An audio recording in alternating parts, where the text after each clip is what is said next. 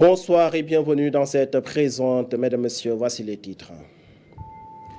Rufisque, des voies de ruissellement d'eau pluviale bouchées sur l'autoroute à péage. Les autorités déconcentrées veulent prévenir les risques d'inondation. La préfecture invite bras techniques de l'État et collectivités territoriales à joindre les efforts du gouvernement. Environnement et cadre de vie, les populations de Niamone exigent la déclassification de la forêt de cette localité. À Dakar, l'Institut des sciences de l'environnement a planté 40 arbustes à l'école inter-État des sciences de médecine vétérinaire en collaboration avec l'Union européenne. Hôpital Idrissa Pouye de Grand-Yoff, 20 patients ont bénéficié de chirurgie micro-invasive, une technologie acquise grâce au partenariat avec le centre hospitalier universitaire de Tours en France. Voilà le sommaire. Tout de suite, le développement.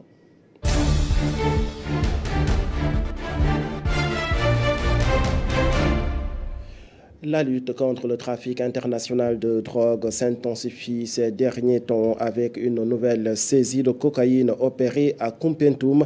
La saisie fait au total 338 plaquettes d'un poids total de 365 kg trouvées sous le plateau d'un camion semi-remorque en provenance d'un pays limitrophe. Cette saisie importante constitue la troisième du genre réalisée par les douanes sénégalaises à Koumpentoum depuis le début de l'année. Sa contre-valeur est estimée à plusieurs milliards de francs CFA. Ils sont 30 sous-officiers de la Marine nationale à recevoir leur parchemin et intègrent ainsi les armées. La cérémonie officielle de fin de formation a eu lieu au camp militaire général Muntaga Diallo de Bel-Air. Les pensionnaires de cette deuxième promotion de l'école de la Marine nationale ouvrent ainsi une nouvelle étape de leur carrière militaire et navale, a déclaré le directeur de l'école de la Marine nationale, le capitaine de vaisseau Abdul Salam Diallo. Elle célèbre en effet l'excellence et la fin de formation des 30 élèves de la deuxième promotion du cours de maîtrise. Intégrés à l'école en septembre 2022, ces élèves ont suivi avec discipline, abnégation et détermination durant 2 années académiques.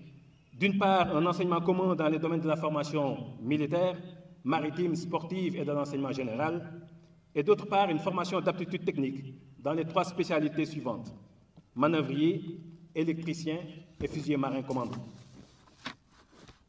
La formation commune vise à doter ces jeunes officiers mariniers des outils nécessaires leur permettant d'assurer les fonctions de cadre de premier niveau au sein d'équipes de travail des unités de la Marine nationale.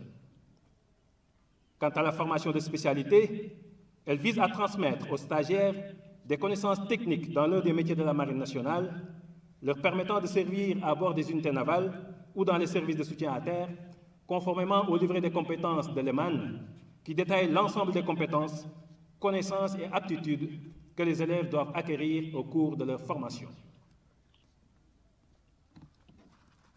Ainsi, dans la spécialité de manœuvrier, il est attendu de l'élève maestrance, au terme de sa formation, qu'il soit en mesure de manœuvrer et de naviguer avec les embarcations à moteur, surtout en situation de mauvais temps, tout en maîtrisant parfaitement les règles de route et d'amarrage des navires.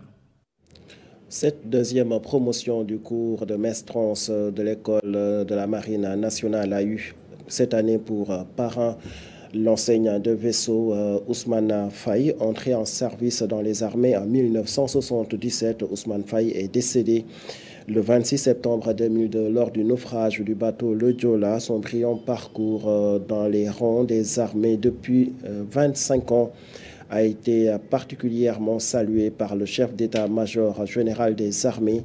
Les témoignages du général Mbaye Cissé.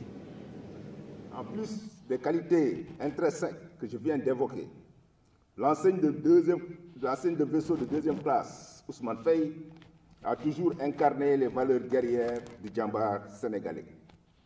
Durant l'opération Gabou, son sens élevé du devoir et son engagement en situation de crise lui ont valu d'être élevé au grade de chevalier de l'ordre du mérite à titre exceptionnel pour compter du 13 mai 1999.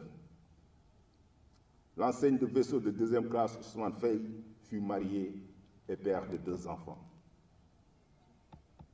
Après une riche carrière au service de son pays, au cours de laquelle il a été un modèle pour ses pairs, ainsi qu'un exemple de rigueur et d'abnégation, il fut ravi à notre affection le 26 septembre 2002, lors du naufrage du navire le Joola, au cours duquel il s'est exceptionnellement acquitté de ses devoirs de marin à bord d'un bâtiment en détresse.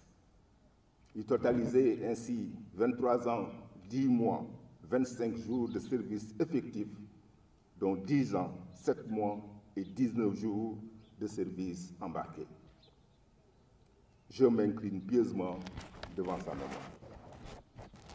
À sa famille, je renouvelle toute ma compassion. Entre caniveaux bouchés et canaux agressés dans le département de Rufisque, la lutte contre les inondations au cœur des actions de la préfecture, c'est ce qui ressort en tout cas de la visite d'inspection du préfet du département sur les zones inondables. Sur l'autoroute à péage, les voies de ruissellement d'eau pluviale ont été bouchées avec du béton. Le constat du départ du préfet du département de Rufisque, Abdradir Diop, au micro de Mbaïnian. Le canal que vous voyez ici est très ancien. Ça ne date pas d'aujourd'hui. Et je peux dire que tous les eaux passaient par là. Et tous les canaux dans les quartiers étaient connectés ici. Donc on ne peut pas accepter pour quelques jours de fermer là où passait l'eau et voir des populations inondées. Donc si les populations sont inondées, nous allons régler d'autres problèmes. Et ces problèmes qu'on doit régler seront d'ordre public. Et dans ce cas, où est-ce qu'ils sont? Donc nous avons une responsabilité que l'État nous a confiée. Ce sont des gens qui ont habité ici et leur eau doit passer par le canal de l'autoroute. C'est des milliers de personnes qui se retrouvent ici. Leur eau doit passer ici, ensuite par le canal. L'autoroute empêche cela par le mur, en disant que l'eau ne va plus passer par là parce qu'il y a des choses qui étaient là. Mais on est en hivernage, on doit céder le passage pour que l'eau puisse passer. Donc c'est ça l'objet de la visite d'aujourd'hui. Alors je profite de l'occasion pour remercier les chefs de service qui sont là. Les populations sont représentées par leur conseil de quartier, les délégués. Alors nous allons faire le circuit, c'est-à-dire les différents points évoqués. Et vous allez voir chaque point, les choses qui devraient être appliquées. Et alors nous allons prendre note. Environnement et cadre de vie, nous parlons à présent. Justice pour Niamone réclame l'audit de la forêt classée de Bignona et sa déclassification. Ce jeudi, les populations de la dite localité ont battu le pavé pour se faire entendre par les autorités départementales.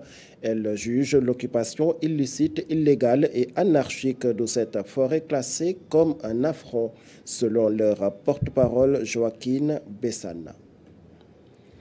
Pendant ce temps, l'école inter-État des sciences de médecine vétérinaire en plein dans la célébration de la Journée mondiale de l'environnement. 40 arbustes ont été plantés par l'Institut des sciences de l'environnement en collaboration avec l'Union européenne dans cet établissement, une manière de participer au développement des espaces verts pour mieux contribuer à la promotion du cadre de vie profitable aux étudiants. Suivons les propos du directeur de l'Institut des sciences de l'environnement, Elhadji Mamadou Sonko, au micro d'Alioune Seck. Cette journée vient en appoint donc à la Journée mondiale de l'environnement qu'on a l'habitude d'organiser, où à l'Institut, on sait qu'en une journée, on ne pouvait pas épuiser nos activités, donc on l'étalait sur une semaine. Mais pour cette année, à un moment donné, on n'a pas pu organiser cette journée parce qu'on devrait la faire en collaboration avec la Commission de l'Union européenne qui est ici. Malheureusement, donc, il n'y avait pas cette disponibilité, donc on a reporté cette journée pour la faire aujourd'hui, où elle devrait être là, la commission, mais malheureusement aussi pour des contraintes de dernière minute, ils n'ont pas pu donc se joindre à cette activité-là. Et pour protéger les écosystèmes, l'arbre fait partie d'un élément essentiel donc, de l'écosystème. Et cet arbre vient pour donner un peu plus d'équilibre en protégeant autant les sols, mais aussi en donnant un environnement convivial par rapport aux personnes qui vivent autour. Et le message qu'on veut donner, c'est qu'il faut que les apprenants, les étudiants comprennent qu'aujourd'hui, par rapport même au slogan de cette Journée mondiale de l'environnement de cette année, Nous sommes la génération en fait restauration. Je pense que ça vient à son heure pour essayer donc de restaurer l'environnement de l'école inter-état de sciences et médecine vétérinaire. Surtout que c'est un challenge pour nous parce que l'environnement, la nature du sol aussi est un peu difficile. Ce qui fait donc que nous essayons de mettre en œuvre tout ce qui est appris dans les classes et les étudiants doivent pouvoir l'appliquer parce qu'on est sur un sol difficile. Ils doivent faire en sorte que les plantes puissent pousser et s'adapter à cet environnement-là. Je pense que ça, c'est aussi une partie de ce qui se fait dans les classes qu'on essaie aussi de ramener vers la pratique du terrain. Aujourd'hui, on a amené 41 plants qu'on va planter. Donc, c'est qu'on va faire en sorte que l'année prochaine, on puisse évaluer pour voir à quel pourcentage, à quel taux de réussite nous serons l'année prochaine. Nos terres, notre avenir, nous sommes la génération restauration, un thème qui appelle au reboisement massif d'arbustes pour atténuer les effets du climat. C'est aussi l'opportunité trouvée pour sensibiliser les élèves sur l'importance d'une promotion réussie du cadre de vie et de l'environnement, notamment en milieu scolaire, selon Sarah Dian, que je vous propose d'écouter. Afrohoun a mis en place ce qu'on appelle des clubs One Health, donc qui sont des cadres d'échange des étudiants de différentes facultés et de différentes disciplines sur des questions liées à la santé de façon globale, que ce soit la santé humaine, la santé animale ou bien la santé de l'environnement. Cette journée, donc, comme l'a dit le professeur Sonko, nous en sommes à la deuxième édition et elle résulte de la collaboration entre le club One Health de l'Université Cheikh Anta Diop de Dakar et le comité d'organisation en charge de la célébration de la Journée mondiale de l'environnement à l'Institut des sciences de l'environnement. Chaque année, l'Institut des sciences de l'environnement célèbre la Journée mondiale de l'environnement à travers un comité d'organisation. Donc cette année, nous avons travaillé avec l'école inter-état de sciences et médecine vétérinaire qui accueille, en tout cas qui héberge le réseau Afrohoun ici au niveau du Sénégal, mais également avec les institutions qui sont membres de ce réseau universitaire, à savoir l'Institut des sciences de l'environnement et l'Institut de santé et développement, et avec l'Union européenne pour organiser cette activité de reboisement qui émane d'un besoin, un besoin de reverdir, en tout cas, ce temple du savoir à l'image d'autres facultés de l'Université Cheikh Anta Diop de Dakar. Contribution des sociétés minières dans l'économie locale et le développement. Le ministre des Énergies et des Mines prime le respect des droits des salariés et des obligations fiscales de ces entreprises du secteur extractif, plus particulièrement les multinationales. Biram Souley Diop s'est voulu être clair sur les difficultés de l'État du Sénégal à recouvrer les impôts sur ces sociétés. Suivons ses propos. La loi, elle est précise. Après, ce que l'État fait, parce que les montants qui sont déposés au Trésor, le maire peut interpeller le ministre des Finances pour dire on a déposé ici, dans le fonds, fan lañ ci toll. Mais il y a une entreprise qui nekku ci. Pour dire que oui, non, puisqu'on ne sait pas ce que l'État va en faire, non, on ne donne pas pour le moment. C'est un aussi. Je ne suis pas en train de parler de Cogeca. Parce qu'on rencontre des cas pareils où on dit oui, non, puisqu'on ne sait pas ce que l'État en fait, on le garde pour le moment. Mais je vous dire, xaalis boo xam ni état du Sénégal moo ko moom mooy li président Ousmane Sonko wax bërki démb wax ni détournement de deniers publics gars yi di coow mais lan mooy détournement de deniers publics mooy jël alalu état ak anam boo ko mën di jëlee détournement de deniers publics la. C'est simple, vous payez un salaire, dans le salaire il y a un impôt sur le revenu. Impôt sur le revenu xaalisu état la day dem ci keesu état ñu séddale ko Sénégalais yépp nga def retenu bi versé woo ko def ko sa poche mais xaalis boobu boo ko téyee xaalis boo waroon jëli banque la mais yaa ngi téye xaalis Sénégal yi di ci liggéey. Si c'est 100 millions, vous le gardez par devers vous, mais ça ne dort pas dans votre compte bancaire. Ça tourne dans votre entreprise. Mais vous êtes en train de vous faire financer par des moyens de l'État. Détournement de deniers publics là. Amul madame Tegno. Quand on dit dama nga déposer caisse de dépôt, déposer au caisse nga non yow da ngay wut ben compte séquestre nga dem déposer fofu, ben compte boko déposer, ne serait-ce que même le DAT, mais ça produit des intérêts. Xaalis état nga jël dañ ko fofu. Bu dé ce compte bancaire là. Comme compte courant qui marche, on ne fait pas la comptabilité tant qu'on n'établit pas le solde. C'est du droit bancaire. Et toutes nos excuses pour ces propos au Wolof qui se sont incrustés dans la version française du journal.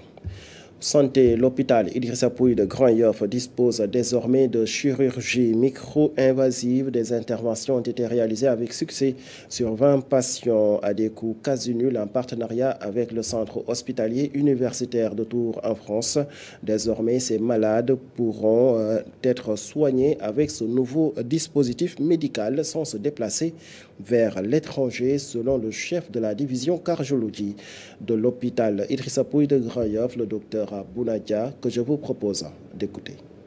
Cette mission qui est née d'une volonté commune entre les collègues ici et ceux des hôpitaux de Tours, et puis avec aussi le support de nos différentes administrations et d'une ONG qu'on appelle Horizon Sahel. Cette mission est importante pour nous parce que c'est un véritable échange et un transfert de compétences qui est réalisé. Et ce transfert de compétences qui permet aujourd'hui que nos collègues puissent continuer au-delà de la mission à réaliser ces gestes qui sont d'une très grande complexité, d'une très grande technicité. Mais aussi, il faut savoir que ce que cette mission a permis, c'est un apport de certains, ce qu'on appelle les dispositifs médicaux, des dispositifs médicaux qu'on peut utiliser sur ces patients-là. Mais ces dispositifs sont extrêmement chers, extrêmement coûteux et qui ne sont pas forcément disponibles au niveau du Sénégal. Et grâce à l'ONG Horizon Sahel, mais aussi avec nos collègues qui, eux, nous orientent vers les firmes qui fabriquent ces dispositifs, on arrive à en disposer gratuitement pour nos patients. Et donc, de façon globale, ça va permettre de traiter des patients extrêmement graves et avec un traitement qui est relativement coûteux, mais finalement qui leur revient avec des coûts bien moindres. Voilà qui m'a fait à ce rendez-vous d'information et merci de l'avoir suivi. Très bonne suite de programme sur nos antennes.